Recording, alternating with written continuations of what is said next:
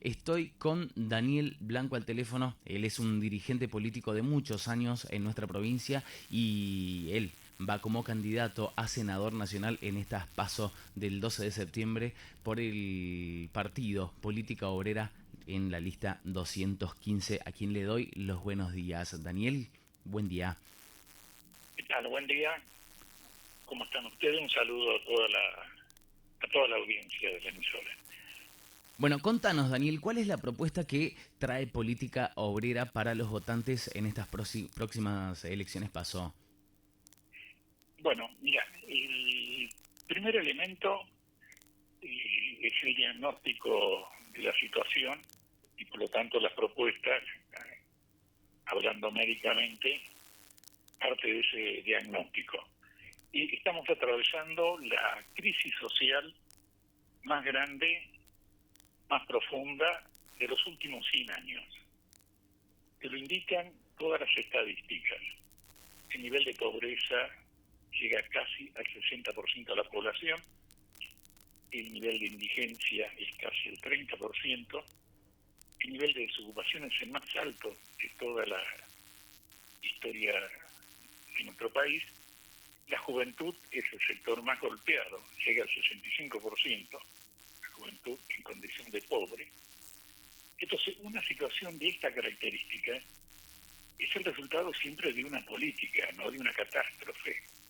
Y no se le puede echar la culpa a la pandemia, porque con la pandemia los que ya eran pobres no solamente se han ampliado, sino que se han vuelto más pobres todavía, pero hay un sector que se ha enriquecido enormemente.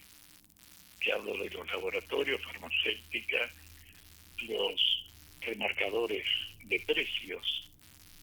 Vos te das cuenta que el salario se ha venido abajo, siempre se le echaba la culpa que el salario generaba inflación y los salarios han ido en picada hacia abajo y sin embargo la inflación ha sido imparable. Se calcula Una que carrera este año, que ha venido perdiendo, en este caso el salario, hace bastantes años, viene así, ¿no? claro, entonces las propuestas arrancan de acá, de este problema de catástrofe social, porque cuando las estadísticas abarcan millones y millones de personas, es una situación de catástrofe social. ¿Cómo se sale de la pobreza? Bueno, elevando los salarios, es de sentido común. El salario tiene que cubrir el costo de la canasta familiar. Eh, Todo salario que esté por debajo de eso es un ataque a la condición de vida. El Suena como salario tiene muy, que cubrir, disculpa que te interrumpa, sí, Daniel. sí, Suena sí, sí. como muy, muy lindo, como muy fácil, como tocar un botón, listo, se subieron los salarios y así nomás porque sí. ¿Es tan así? No, hay cosas detrás de todo esto, ¿no? Mira, que no lo quieran subir los salarios es porque cargan sobre la plantilla salarial, tanto la pública, la estatal, como en la privada. La estatal es para reducir el déficit, que no lo provocan los salarios, sino que los subsidios que se le dan a las empresas, el pago de la deuda externa, y en Claro. el caso de las empresas, cuando más bajo es el salario, más margen de beneficio obtiene la patronal. Siempre ha sido así. Exacto, sí. El salario entra dentro de los llamados costos de producción. Cuando se reducen los dos costos y se mantienen los precios de los productos fabricados o se los eleva los precios, bueno, los márgenes de ganancia de la clase capitalista se va por las nubes. Entonces, eh, la discusión es si es factible pagar que cubra el costo de la canasta familiar, que hoy de 220 y 230 mil pesos. Mira, nosotros demostramos de que efectivamente se puede y lo ha demostrado después en la práctica sectores laborales que han ido a una lucha por ese reclamo. Por ejemplo, la Federación Aceitera el año pasado fue a una lucha muy importante por el cordón de San Lorenzo, en Santa Fe, con el reclamo de un salario que cubra el costo de la canasta familiar. En este momento estaba destinado en 105.000 pesos, consiguieron los 105.000 pesos de salario inicial básico. Los marítimos van desde los vincheros, los estibadores, los capitanes de potaje, toda la plantilla que trabaja en los puertos, formaron una intersindical, fueron a una lucha y trajeron ese aumento. Ahora, en Salta, la docencia hace un mes está en huelga por tiempo indefinido, uno contra la presencialidad escolar, por el tema de la pandemia, y con el reclamo del salario que cubre la canasta familiar, y le pusieron un número. Piden 130.000 pesos de salario al docente. Indudablemente, el Estado tiene dinero para pagar. Te voy a dar un dato que posiblemente, no sé si se lo conoce o la audiencia lo conoce. Dale. El Estado, en estos 2 años de pandemia, que también ya venía de la época de Macri, financiaba buena parte del gasto del Estado mediante la emisión monetaria. Y la emisión monetaria tiene un sustento material, que es un factor inflacionario. Entonces, ¿qué es lo que hacen? Tratan de retirar circulante. Entonces aumentan los encajes bancarios. Bueno, pero el periodo de Alberto Fernández, el emisionismo ha sido infernal. Entonces, para poder secar el circulante, le han dado la LELIC, que es un título que emite y los bancos a cambio de eso le dan los pesos. Y al recibir los pesos los queman. Claro, Sacan claro. de la circulación. Pero el de la LELIC, que es un título que le rinde hoy el 40% anual. La emisión del LELIC hoy equivale a 4 billones, con B larga, billones de pesos. Para que tengamos una idea, terrible, claro. El 40% anual tiene que pagarle a los bancos 1.600.000 millones de pesos. Como no los tiene, emite. Para retirar esa emisión de intereses, tiene que volver a colocar más leyes. Bueno, es una bola de nieve que en el momento de respetar. Y ese dinero que en algún momento Alberto Fernández llegó a decir que se iba a utilizar para mejorar la condición de los jubilados, para mejorar la condición de los que no tenían trabajo, los que estaban perjudicados por la pandemia y no podían salir a trabajar por las restricciones. Bueno, nada de eso se ha hecho. Los bancos... Bueno, es que si nos ponemos a pensar, Daniel, si nos detenemos un poco a pensar en las cosas que se han dicho o se han prometido durante una campaña electoral, son muy pocas, casi nada, las cosas que se han llegado a cumplir, salvo las que generan bienes materiales o bienes en cuanto a electores se refiere, para decir, bueno, estoy invirtiendo esto, voy a cumplir esto porque esto me va a generar más gente que me apoye, simplemente por eso y sin importar el daño que se cause o no a una sociedad. Daniel, te voy a pedir, no sé si estás con el teléfono en altavoz o es un problema de señal, porque sí te logro escucharte, pero por partes es como que quiere perderse la señal. Me gustaría que con el teléfono normal. Bien, Con el teléfono normal. bien, acércate a una ventana entonces, como para tomar un poco más de señal, por ahí capaz que tiene que ver eso. A ver, Sí. porque salvo que entre en la zona donde yo tengo el Wi-Fi, a ver. Quizá tenga que ver con ¿Me eso. escucha ahora más o menos?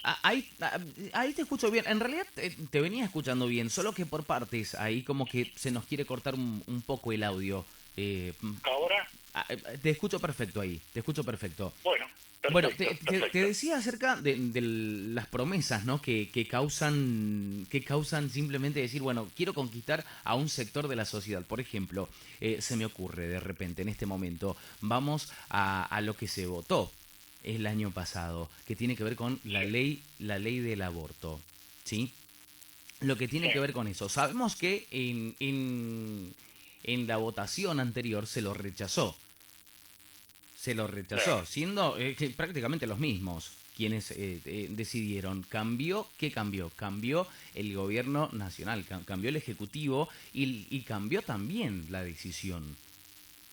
Muchos de los legisladores que habían dicho no, en esta oportunidad simplemente dijeron que sí.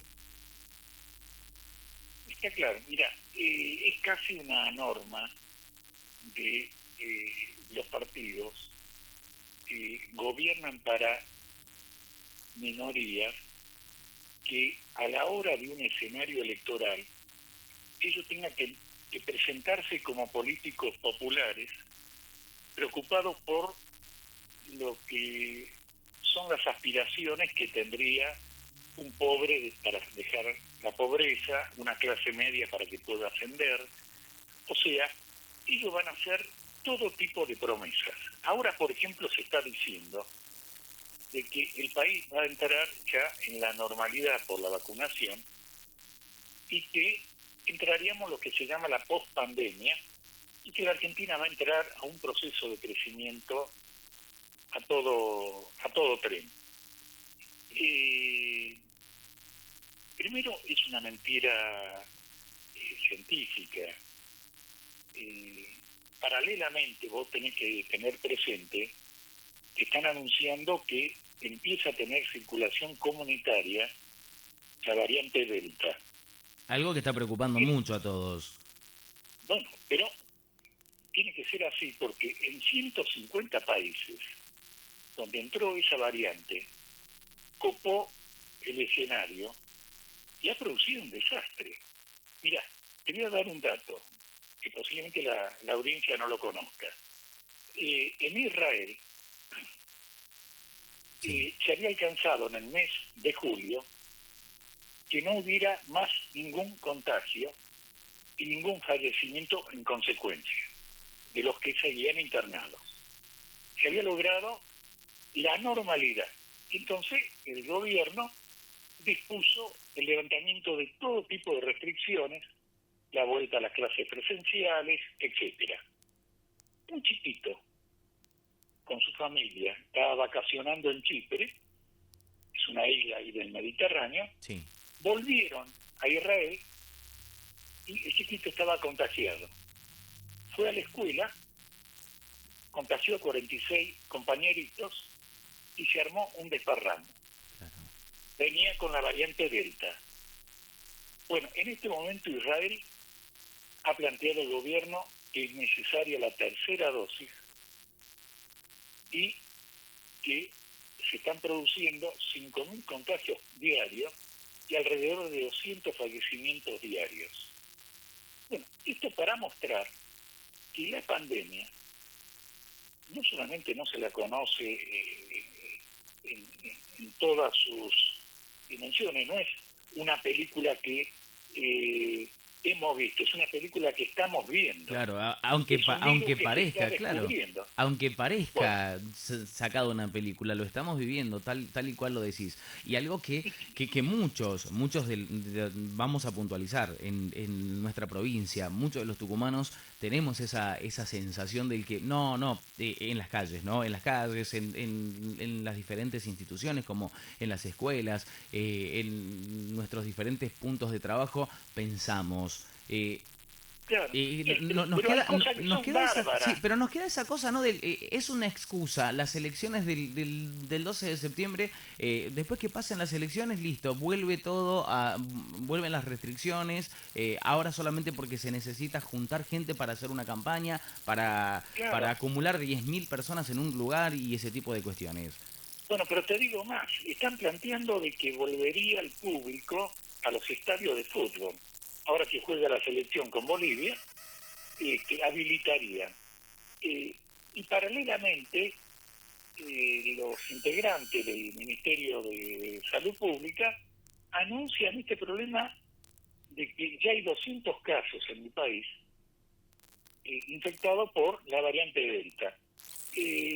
Bueno, están jugando con fuego, están jugando con la salud y con la vida de las personas.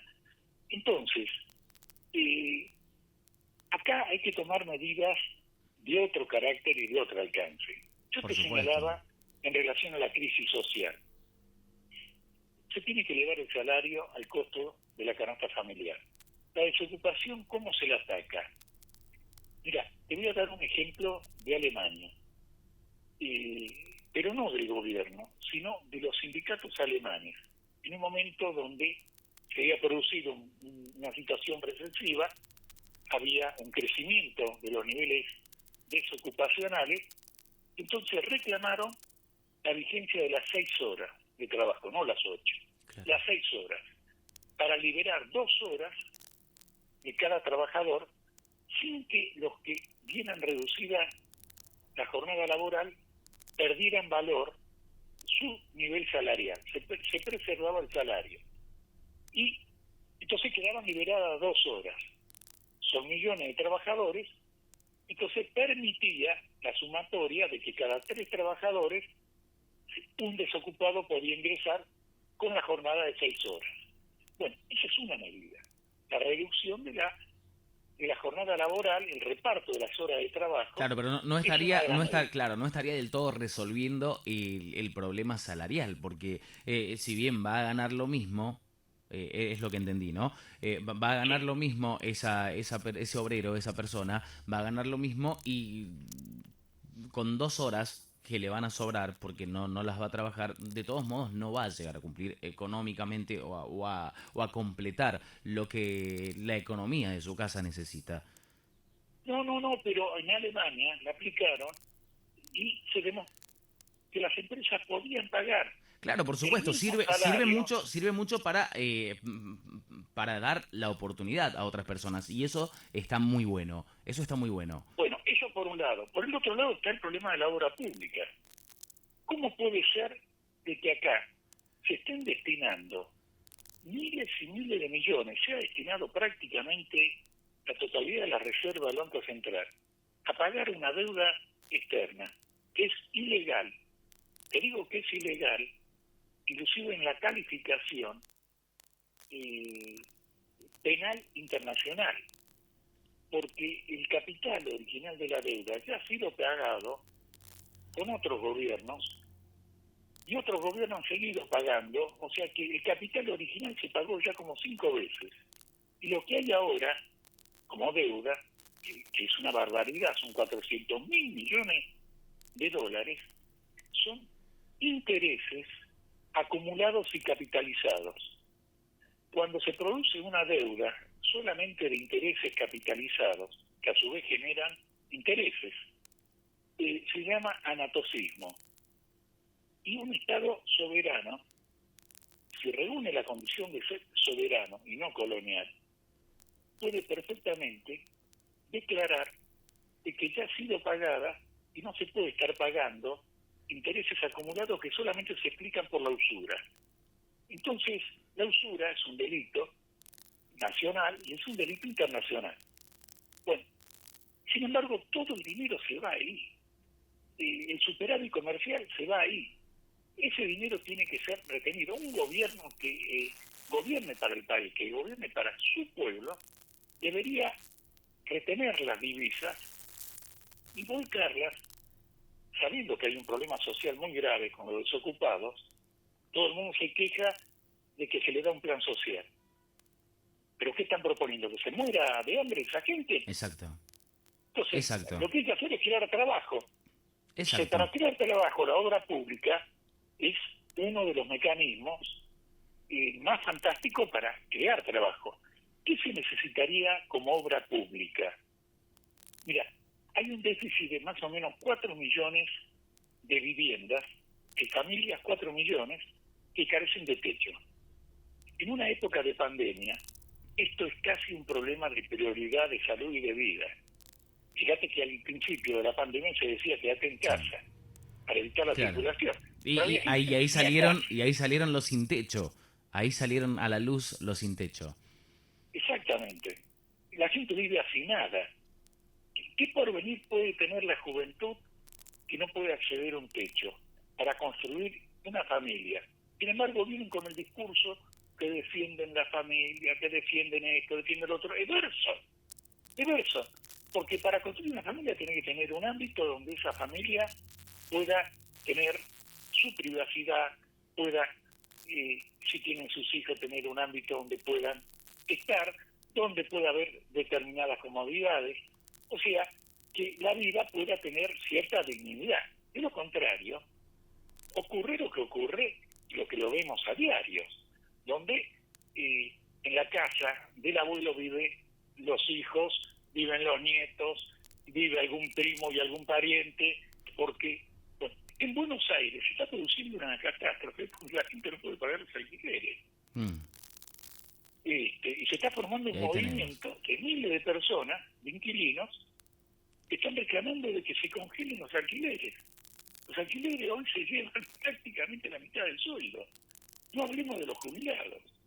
Entonces, estos son los problemas Un primero que jubilado tenemos que atacar. alquilando, sí, claro, ya sabemos la respuesta. ¿Dónde termina? En la calle termina. Termina en la calle o tiene que ser mantenido por la familia de los hijos. Pero entonces se entra en una situación donde los hijos eran el elemento de hacinamiento en la casa de los padres, y cuando los padres llegan a cierta edad se transforman en factor de hacinamiento en la casa de los hijos. Bueno, es una situación social que los gobiernos viven en el discurso, pero no la atienden realmente, no la solucionan. Y esto se soluciona Pero por supuesto, porque cambiando la apenas se orientación termina, es social. que ese es el problema también, ¿no? No sé cómo lo ves vos. Apenas termina una campaña, ya inicia otra. Es como que, listo, me tomo 6 meses de vacaciones, vacaciones en el sentido del no hacer campaña, y después comenzar la próxima campaña para seguir, porque obviamente, hasta que Dios me dé vida y salud, qué sé yo, 90 años, pienso estar gobernando este país. Y vos decís, hey, vamos, ¿hasta cuándo eso también, no? El enamorarse del poder, lo vemos en nuestra provincia. Hoy tenemos a dos Bueno, personas que están peleando justamente por eso. es una vergüenza porque hay una interna, porque vos viste que está la grieta de Juntos por el Cambio con el Claro, Frente del Todo. sí, Acá sí, tenés sí. la grieta dentro del Frente de Todo y dentro del propio gobierno, porque uno es gobernador, el otro es vice, aunque sea presidente de la legislatura, pero reúne la calidad de vicegobernador.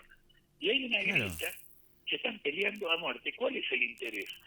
El interés, las divergencias, estriban en que hay una política diferente para gestionar la pandemia, hay una política diferente en materia de resolver la crisis social que se vive en la provincia, hay una divergencia acerca de cómo atender a todos los cosecheros de limón que tuvieron una cosecha magra, con magros ingresos y que ahora quedan con 7 u 8 meses intercosecha a la buena de Dios, changueando.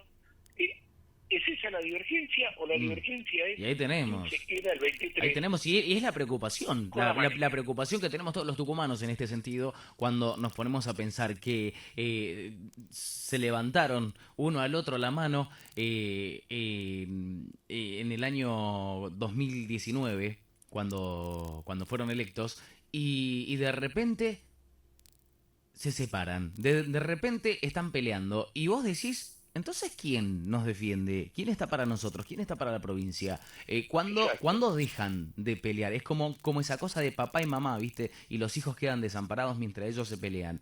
exacto. Sí, Y es sí, una sí. realidad bastante jodida. Bueno, entonces tenemos esa realidad. El llamado a que voten a política obrera no solamente se expresa en la necesidad de un cambio, porque los que ya están y han fracasado, sino porque nosotros aparecemos cotidianamente comprometidos con lo que estamos demandando. Cuando nosotros estamos planteando que si fuéramos gobierno o estuviéramos en el Congreso o en la legislatura, Sí. y impulsaríamos la mejora salarial, un plan de obras públicas, una política de defensa de los derechos de los jubilados, que van a ser prácticamente pulverizados después de las elecciones, por el acuerdo con el Fondo Monetario Internacional, etcétera, lo demostramos que fuera de los momentos electorales, nuestra organización, nuestros militantes, están comprometidos, ayudando, clarificando, organizando, y cuando se tiene que luchar, luchamos. Y esto es muy importante. Esto es muy importante, porque uno tiene mucha gente que se llena la boca, pero es una verdadera burocracia que cuando tiene que arreglar con el poder, arregla con el poder. Son los dirigentes sindicales. Claro. Los dirigentes sindicales se han apoderado de los sindicatos para hacer su negocio personal, así como los gobernantes toman el gobierno y hacen su negocio personal. Vos tenés gobernantes que han entrado como gente de clase media y han terminado como los hombres más ricos del país. Y ahí tenemos esa cosa que también esperamos todos los argentinos, ¿no? ¿Quién va a ser el héroe que acabe con la corrupción? ¿Quién va a ser el héroe que le baje el sueldo a los políticos? Por ejemplo, en mi caso particular, te hablo yo como ciudadano, Sí. siempre dije, porque a mí no me gusta para nada esto del fanatismo, de seguir a un partido político y me voy a tatuar en la espalda la cara de nadie. Pero sí dije en más de una oportunidad, en charlas íntimas con amigos, voy a ser fanático, y lo juro que me voy a ser fanático, y lo dije al aire también muchas veces, de aquel que lleve una propuesta para bajar el sueldo a todos. El que diga que, qué sé yo, que el sueldo de un funcionario, de un político, es el mismo del de un jubilado. Te juro que ahí me hago fanático de esa persona. Ahí Bueno, sí, ahí sí. los que están en este momento, ninguno, te puedo asegurar. No voy a encontrar ahí. No, ellos consideran que ganan todavía poco. Sí, porque lo hemos declaran que escuchado un están montón de haciendo veces. un servicio a la patria y que por lo tanto el que le hacen un servicio a la patria tiene que ganar mucho, mucho más. Son capaces de llorar. Terrible, Y ¿no? sin embargo, no les tiembla la mano a la hora de tener que sancionar leyes o al presidente decretos. Por ejemplo, eliminaron el IFE, que fue toda una sorpresa.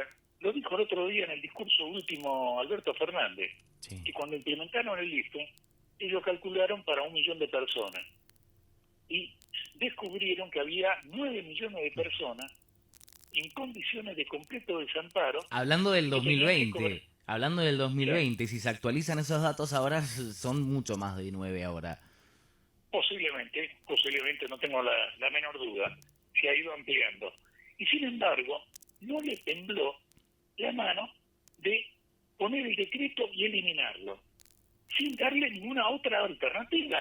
Porque si vos me decís, elimina un subsidio, pero acá hay una bolsa de empleo, la gente se anota y va a conseguir empleo, con una remuneración, con un reconocimiento en convenio colectivo, con una obra social, con un aporte previsional. Bueno, estoy seguro que la gente, siendo con un empujoncito, va a ir a tomar esos trabajos. No tengo la menor duda del carácter laborioso del pueblo argentino. Lo que ocurre es que ahora, te lo digo, la sociedad rural, por ejemplo, está propugnando de que la gente con el plan social de 13.000 pesos que recibe vaya a hacer contraprestación en los terrenos, en el territorio de esos oligarcas, para que tengan mano de obra gratis. Claro, por 13.000 pesos, ¿de qué estamos hablando? No, claro. Es lo Bueno, mismo que los 10.000 pesos del IFE, que no solo lo pagaron mes por medio, porque no fue todos los meses, fue mes por medio, exacto, sino exacto. que los únicos beneficiados, vamos a hablar lo que es cierto, los únicos que se han beneficiado no han sido las familias que cobraban la asignación universal por hijo, no han sido ellos los beneficiados, porque por supuesto tienen hijos para alimentar y todo lo demás. Vamos a hablar de los jóvenes, los que no tenían hijos y que han visto la oportunidad. Uno, qué sé yo, se ha comprado la PlayStation que tenía ganas. Pero hubo un sector que sí aprovechó y dijo, voy a utilizarlo para comprarme herramientas para comenzar a trabajar, para montar mi emprendimiento y esas cuestiones. Sí, para eso. Pero el resto, el que trabaja todos los días para mantener a la familia y no pudo trabajar porque la pandemia, el encierro, no le permitió, y si no trabajaba, no cobraba, simplemente le alcanzó para pagar la luz y el gas. De comer ni hablemos. Claro, claro, exactamente. Entonces, eh, se dice, la gente es planera. Mire, el nivel de subsidio que reciben un grupo de empresas, de grandes empresas, tener presente lo que fue el ATP, que fue la ayuda por la cual el gobierno le pagaba a las empresas alrededor del 25 al 50% del salario. Entonces, la patronal mantenía los empleos, pero los que pagaban eran con sueldo del Estado. ¿Por qué con sueldo del Estado? Si el Estado tiene otras prioridades. Una empresa capitalista, a nivel de su planificación, tiene lo que va a producir y por lo tanto qué es lo que piensa invertir y que tiene una suerte de reservas de emergencia frente a cualquier catástrofe, frente a cualquier emergencia que se pueda producir, tiene recursos de emergencia. Mira, para que vos tengas una idea, la deuda externa que yo te nombré, de 400.000 millones de dólares, el 40%, 160.000 millones de dólares, sabes que los titulares son argentinos. No un argentino ahí de Montero, un argentino acá de clase media tucumana. Son los grandes capitalistas, los grandes banqueros, los grandes terratenientes, los ojeros, que han armado, comprando títulos de la deuda del Estado argentino, y se han transformado en acreedores de la deuda externa argentina por 160.000 millones de dólares. Por Entonces, Dios. el Estado argentino está pagando una deuda y alimentando de manera parasitaria a una minoría, porque son efectivamente una minoría. Cuando se discutió este famoso impuesto por única vez a las grandes fortunas, el nivel de gente que reunía las condiciones para aportar eran 32.000 personas. Son 46 millones de habitantes. Significa que esto está fuera de las condiciones de decir que reúnen una fortuna. Y entonces hay 32.000 personas que la están pasando bomba, Claro. porque siguen cobrando, pagaron ese impuesto, lo recuperan al otro día, inclusive tenían pretexto para no pagarlo, ¿sí? Ayudaban a alguna fundación, se hacían esto, hacían lo otro. Bueno, entonces tenemos un sistema completamente injusto. Y lo más serio es que quien gobierna un movimiento que se considera heredero del peronismo, que ha reivindicado toda la vida la justicia social. Y estamos viendo que lo que predomina es la injusticia social, no la justicia, la injusticia social. Entonces, nosotros somos partidarios, cuando distintos gobiernos han fracasado y el régimen político como tal no da una salida, es necesario que se convoque una asamblea constituyente, Claro. libre, soberana, que pase a discutir a ver, ¿cómo te diría? Una suerte de refundación del país para orientar política, social y económicamente sobre otras bases el destino del país. Algo algo que Argentina está necesitando y bastante, terminar con un montón de malos vicios que están no haciendo otra cosa más que echar a perder a este tremendo país que tenemos, con cuantos recursos se nos ocurra por donde sea que pasemos. Y es lamentable que Argentina, como bien lo dijiste, y me llamó la atención eso que dijiste, ¿no? Que esté pasando lo que está pasando hace 100 años, y no lo dijiste hace 40, como dicen muchos, y es algo que me llamó la atención y lo tengo ahí como bien anotadito y digo, dijo 100, no dijo 40. Claro, Está claro. está Lo bueno otro que lo es digas. capcioso. Está Lo bueno otro que lo es echarle digas. la culpa a una Exacto, facción. exacto, porque Han pasado todos. es muy fácil decir la culpa la tiene solo uno. Es muy fácil decir solamente No, han por... pasado todos. Claro, Han pasado gobiernos conservadores, gobiernos militares, gobiernos peronistas, una cantidad de veces, gobiernos antiperonistas en otra cantidad, etcétera. No han podido dar respuesta. La historia argentina tiene 200, el último 9 de julio se celebró 205 años de la independencia. En 1853 se convocó una asamblea constituyente. Se dictó la primera constitución del país, la famosa constitución de 1853. Bueno, con todos esos instrumentos, la Argentina no se pudo poner efectivamente en pie como una nación desarrollada, una nación adelantada, y ahora estamos en un proceso de decadencia sistemática, permanente, donde cada gobierno le echa la culpa a la herencia recibida y deja una herencia para el siguiente, más grave todavía. Bueno, te digo más, ya te voy a dar datos que son, como parecen una obra maestra del terror de Narciso Ibáñez Menta. El dólar a futuro se está fijando en 155 pesos. Significa que después de las elecciones ya se prepara una devaluación de alrededor del 50%. Por otro lado, hay un acuerdo con las empresas de servicio público para mantener las tarifas y liberarlas después de las elecciones. El aumento de tarifas puede ser mortal, porque ya son altísimas. Claro. Hay numerosos sectores que no pueden acceder, pagarlas, y bueno, las van a liberar.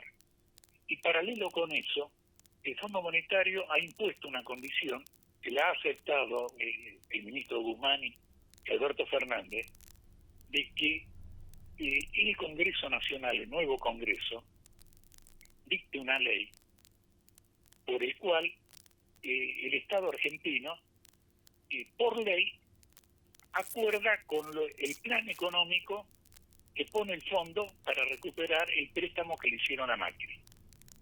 Y consiste básicamente en terminar con el sistema previsional actual, con el sistema jubilatorio.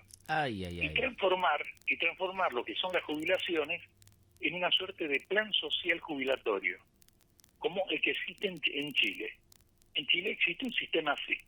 El trabajador durante su vida laboral, sí, una parte lo destina a una suerte de caja de ahorro que la administran los bancos privados, hacen su negocio mientras la persona no se jubila, van a elevar 5 años la edad jubilatoria del hombre y de la mujer, van a separar completamente el haber o esta pensión jubilatorio de toda relación con el salario.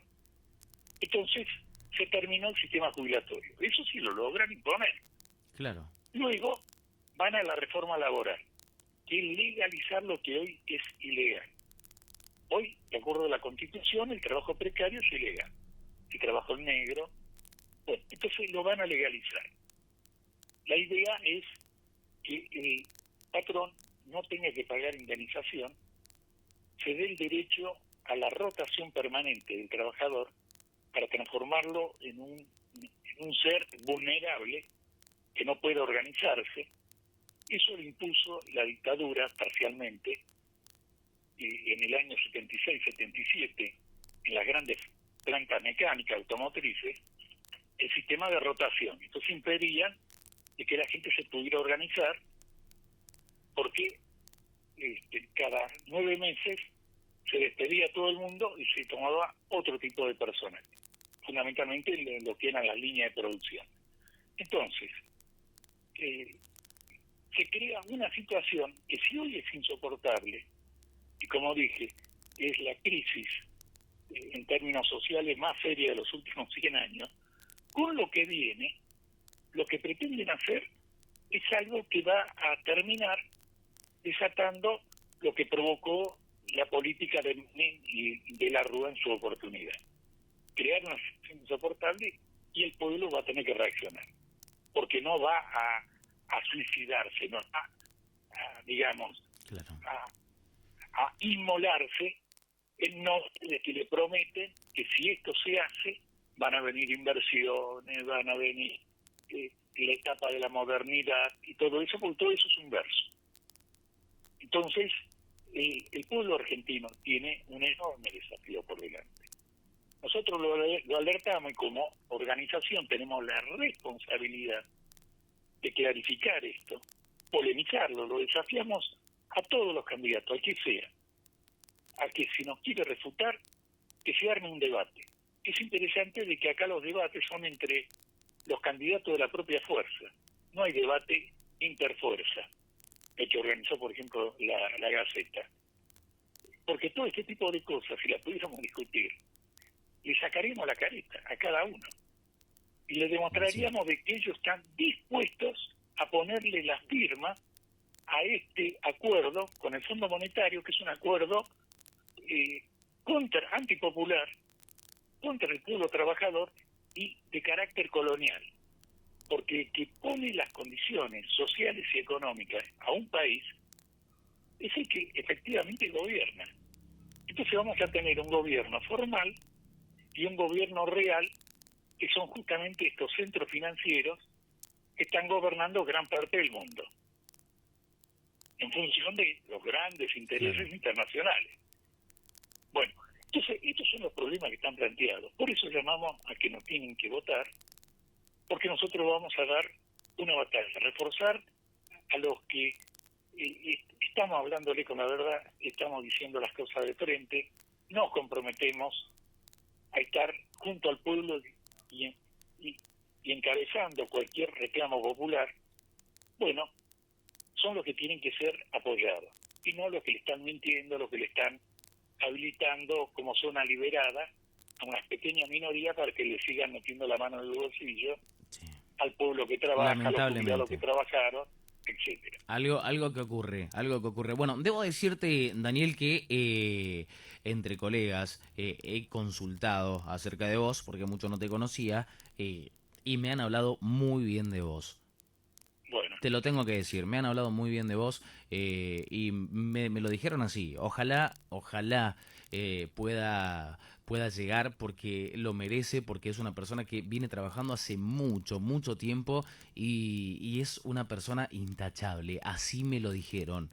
Así que la verdad que no te conozco, personalmente no te conozco, ojalá nos podamos conocer algún día, porque me gusta saber que hay personas así trabajando en la política, como que esa cosa ¿quién dijo que todo está perdido?, como dice la canción, y está bueno, la verdad que está bueno. No, y te quiero decir que hay mucha gente honesta, mucha gente sacrificada, mucha gente que estudia, mucha gente comprometida. Sí, he conocido gente también en el mismo peronismo también, ojo, que es muy trabajadora y que le pone el pecho. En todos los ámbitos hay gente. Lamentablemente hay un sector que es el sector corrupto que tienta y que tiene ahí esa mano negra que ensucia todo lo que toca, y ahí está el problema. Sí, y que son los que imperan, son los que se han impuesto. Sí. ¿No es cierto? Ese es el gran problema, porque si los corruptos estuvieran marginalizados, bueno, estaría un grupo de corruptos que no tendrían incidencia. Pero ¿Vos qué crees que pasaría? los que gobiernan. Sí, disculpa, ya estamos ahí con poco tiempo. ¿Vos qué crees que pasaría en el caso de bajar los sueldos a los funcionarios, de igualarlo con la del jubilado? ¿Vos crees que habría más corrupción o se resolvería el problema? Nadie querría estar ahí. No, bueno, eso sería un aspecto. Te quiero decir más. Sí. Nosotros reivindicamos al primer gobierno en la historia moderna que impuso esa norma, que fue un gobierno que duró 2 meses, que se llamó la Comuna de París, en 1870. Fue el primer gobierno de trabajadores existente en el mundo, que puso como norma de que cualquier funcionario público no podía ganar más que el salario promedio de un trabajador calificado. O sea, en este caso vos ponele un medio oficial metalúrgico, tornero, matricero. Pues Claro. ellos impusieron esa norma. Ahí estamos Para hablando de nosotros justicia, esa ¿no? norma Ahí hablamos de como justicia. bandera, como emblema. Claro, ahí hablamos de justicia y si queremos hacer justicia y ser justos entre todos los argentinos, comencemos ahí en casa, como se dice, ¿no? Desde adentro, desde nosotros, desde nuestro sueldo. Sí. Ese gobierno impuso el carácter elegible de todos los cargos y el carácter revocable de los mismos. Este problema de la revocabilidad no existe en la Argentina. En el derecho no existe. Pero, por ejemplo, hay en estados de Estados Unidos donde ese derecho existe bajo ciertas condiciones.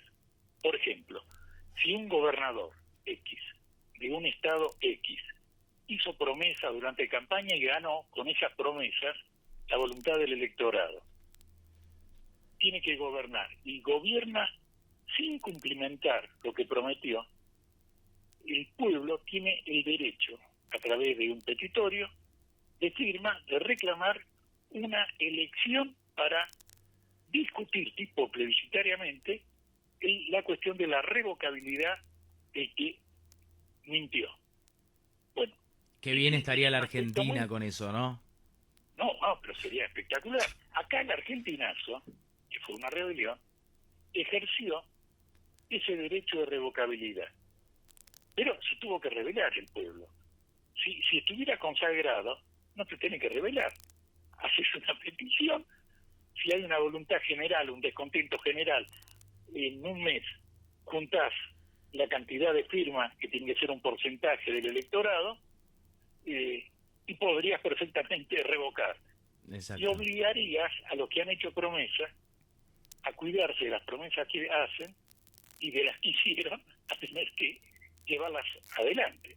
Porque de lo contrario, rodaría su cabeza, como uno diría, hablando de la Revolución Francesa. Entonces, bueno, hay muchas cosas para aprender y muchísimas cosas para cambiar, para que efectivamente el país pueda salir adelante, y si el país sale adelante el pueblo, que es lo que importa de un país. Exacto. La verdad que muy interesante la charla con vos, Daniel. Me gustó muchísimo. Nos extendimos. Estamos a 9 minutos de estar 1 hora prácticamente charlando. Nos charlamos todo y creo que tenemos un montón de cosas más para seguir charlando. Daniel Blanco, les cuento. Daniel Blanco, precandidato a senador nacional en esta PASO del 12 de septiembre próximo por el partido Política Obrera, lista 215. Muchísimas gracias, Daniel. No, gracias a ustedes, un saludo a toda la audiencia, y si han escuchado, les agradezco la paciencia de poder escuchar, todos los temas que hemos ido conversando en este diálogo. Te mandamos un abrazo grande. En cualquier momento. Muy bien. Pasan